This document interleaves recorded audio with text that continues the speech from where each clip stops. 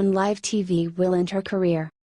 Just days after Kathy Griffin beheaded President Trump and attacked his 11-year-old son Barron Trump, Nancy Pelosi went on live TV and took it even farther.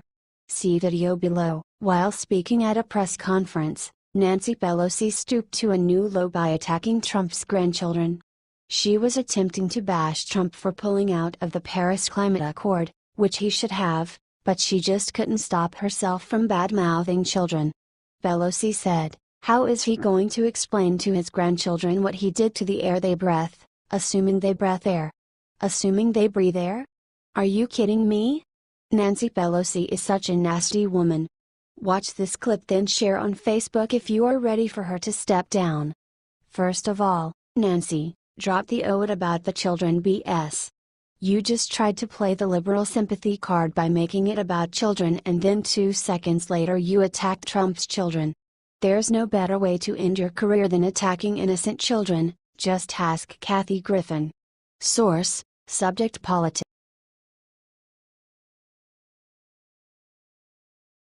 Unthinkable. Look which Supreme Court justice is about to leave. President Trump has kept his word to conservatives. He put a conservative on the Supreme Court when he appointed Justice Neil Gorsuch. Now, NBC News and MSNBC host Christopher Hayes have announced that they think that is about to leave. Here's what Roger Stone said about the issue. NBC's Christopher Hayes confirmed the chance that Kennedy may retire very soon. Hayes thinks that this could lead to the repeal of Roe v. Wade. "This is great. We are not going to stop winning at all. Share this so that every conservative in this country sees what is happening. Are we about to get another Supreme Court seat?" Source, Liberty Writers.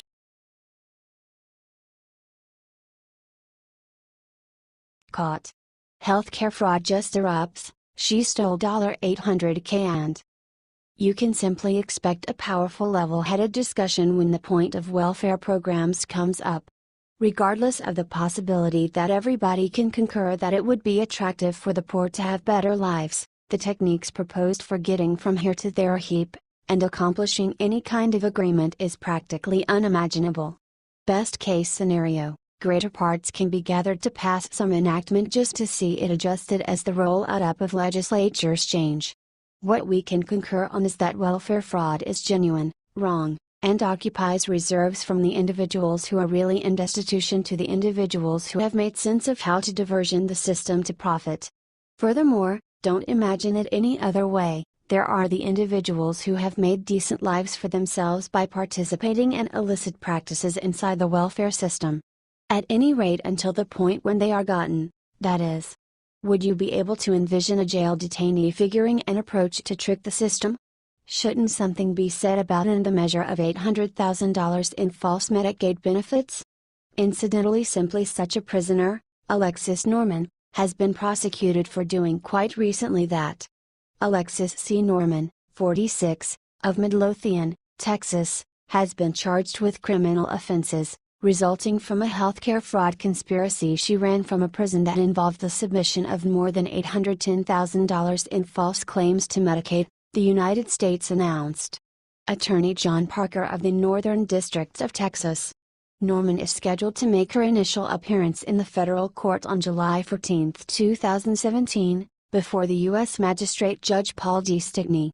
There's no yearning here to show individuals how to confer welfare fraud, yet you need to consider how she did this.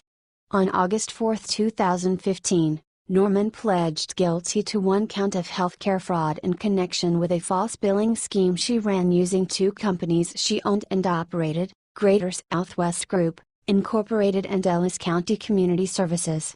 As part of that scheme, Norman used the identities of licensed counselors and Medicaid clients without their knowledge or consent to submit claims to Medicaid for psychotherapy services that were not provided. You additionally need to think about how this kind of stuff figures out how to continue for so long without being identified. Did she have an associate outwardly? How could she relate with these substances from jail without the reality being identified? According to the indictment that was just unsealed, Norman ran a similar scheme while she was waiting for sentencing in her previous case, and continued to direct it after she was incarcerated. The indictment alleges that Norman, who was not licensed as a psychotherapist or another mental health provider, controlled and operated two counseling companies, Janus Children's Services, Incorporated, Janus, and Therapeutic Outreach Services, Therapeutic. As part of the scheme, according to the indictment, Norman and a co-conspirator applied for and obtained a group of Medicaid provider numbers for Janus and Therapeutic. They then obtained the individual Medicaid provider number of licensed mental health professionals by soliciting applications for job opportunities on Craigslist but not hiring individuals who applied. Norman and her co-conspirators used these numbers, together with the names, dates of birth, Social Security numbers and Medicaid numbers of approximately 156 Medicaid clients, mostly minor children, to submit claims for services that were not performed. So she had an accessory, a co-schemer, outwardly, who encouraged quite a bit of this. Norman is charged with 1 count of conspiracy to commit healthcare fraud, 4 counts of healthcare fraud, and 4 counts of aggravated identity theft. The indictment also includes a forfeiture allegation that would require the defendant, upon conviction, to forfeit to the U.S. any property traceable to the offense. Things being what they are, it would seem that Miss Norman will have her stay in jail expanded. Thus, she's not going to make the most of her evil-gotten picks up, which, on the off chance that despite everything they exist, will probably be vomited and come back to the legislature as in any event fractional remuneration for the fraud she is claimed to have submitted. Do you need to think about what number of more like Miss Norman is out there? Do not hesitate and write your thoughts in the comment section below. Thank you for reading. T. U.S. Department of Justice.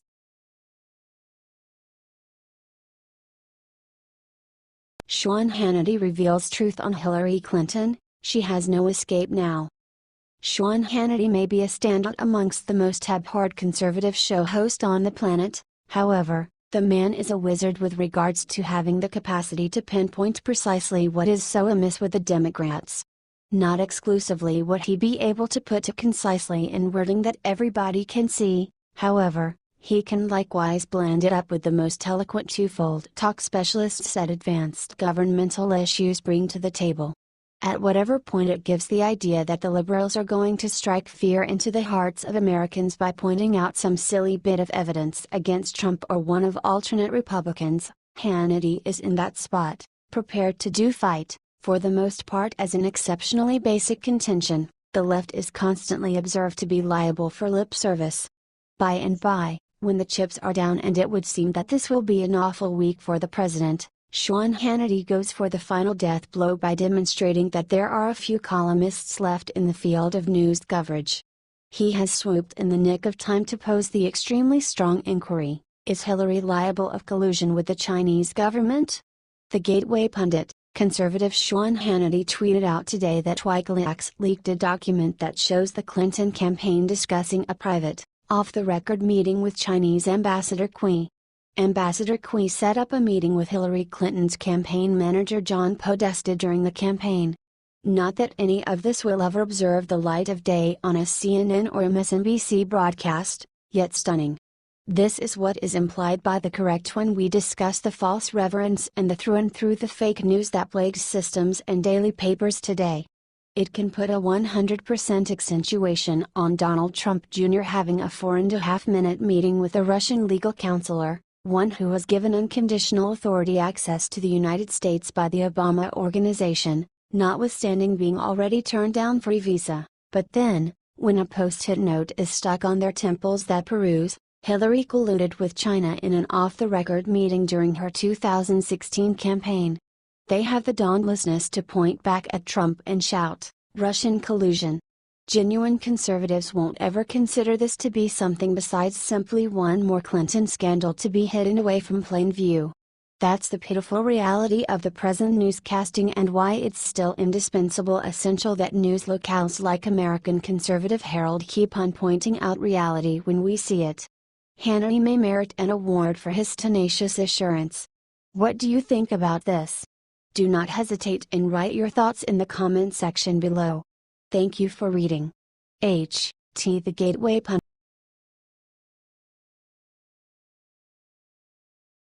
Sabotage. Federal judge goes for President Trump, criminal illegals now allowed to? Do you get the feeling that we have more than one court system in this nation? That is most likely not an ideal method for putting it. What we have are two distinctive ways to deal with comprehension and applying the law. One takes a gander at the first expectation and case law as points of reference, and alternate takes a more dissident and dynamic approach, finding new interpretations with respect to social standards. You ought to have a smart thought on which side of this contention we dissent. We have cases of the last approach turning up in choices with respect to President Trump's endeavors to authorize immigration laws and deport illegal aliens. One that has raised its head as of late includes Iraqis booked for deportment whose deportment has been hindered by a government judge.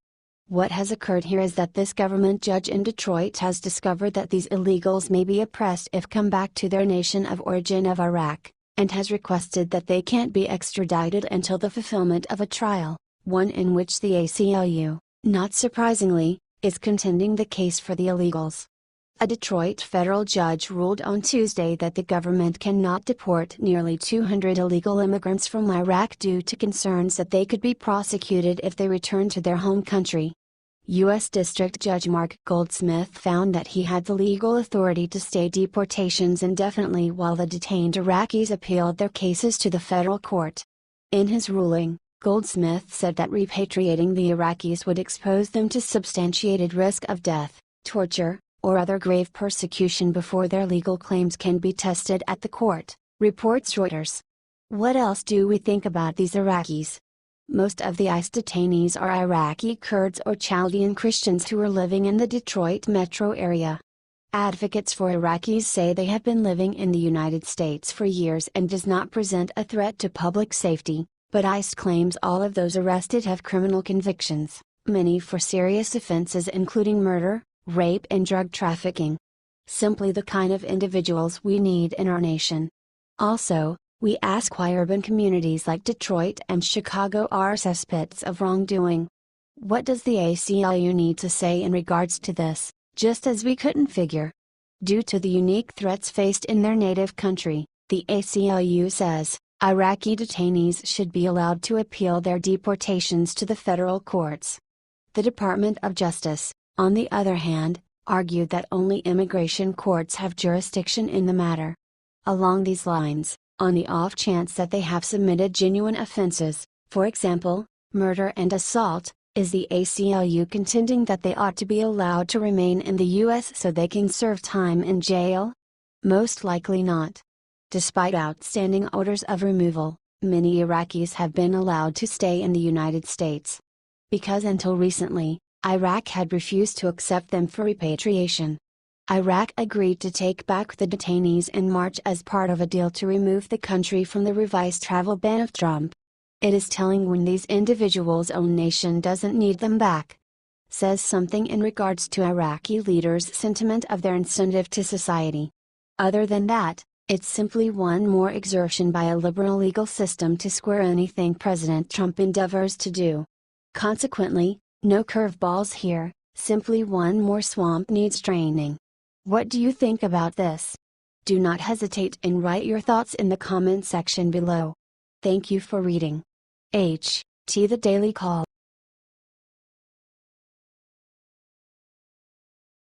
Massive news. Tillerson goes head-to-head with McCain, puts him to his place with one sentence. John McCain has proven to our country time and time again why he is incompetent. All that you need to do is listen to him speak for a couple of seconds, and you will get the gist. Rex Tillerson was having none of his nonsense. Washington Times reported that it all started when McCain attempted to make everyone believe that Tillerson was hurting everyone's feelings and needed to stop. McCain quoted these mystical oppression policies, and eventually, Rex had enough. His reply shut down McCain. You don't know what you're talking about, John. We think that this response by Rex is perfect. Essentially, John was saying that Tillerson was passing policies that were meant to be for transactional purposes, instead of what felt good deep in your heart. In his piece, McCain wrote, Tillerson has sent a message to oppressed people everywhere, don't look to the United States for hope. Here is the problem. We are not the international super friends.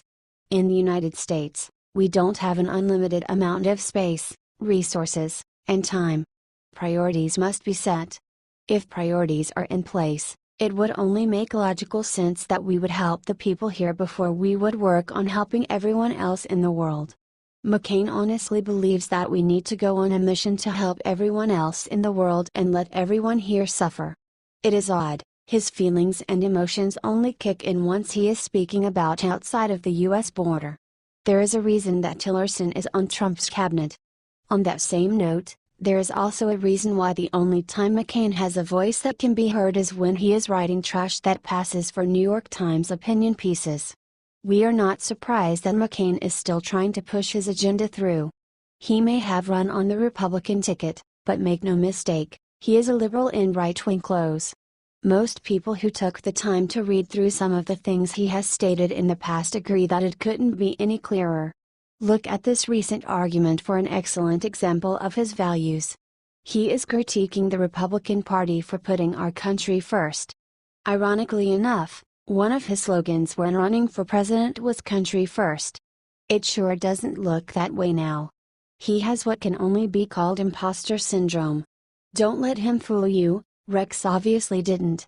It is going to be interesting to see if McCain is going to formulate a rebuttal to Tillerson's single sentence. Personally, we doubt it. It is going to end up lost in the mix when he comes out for his next attack against a policy or person who makes his poor feelings hurt. We don't have time or resources to take care of everyone outside of our country. We need to get everything in good shape here first. You cannot do 15 million things at once and expect to be successful. The fact that he thought his critique was accurate is laughable. If it were up to McCain, he would probably kick everyone out of their homes here and move in people from other countries that deserve nicer things. What a joke! Do you take McCain seriously as a Republican? Share this story on Facebook and let us know because we want to hear your voice. Source: The Angry Patriot.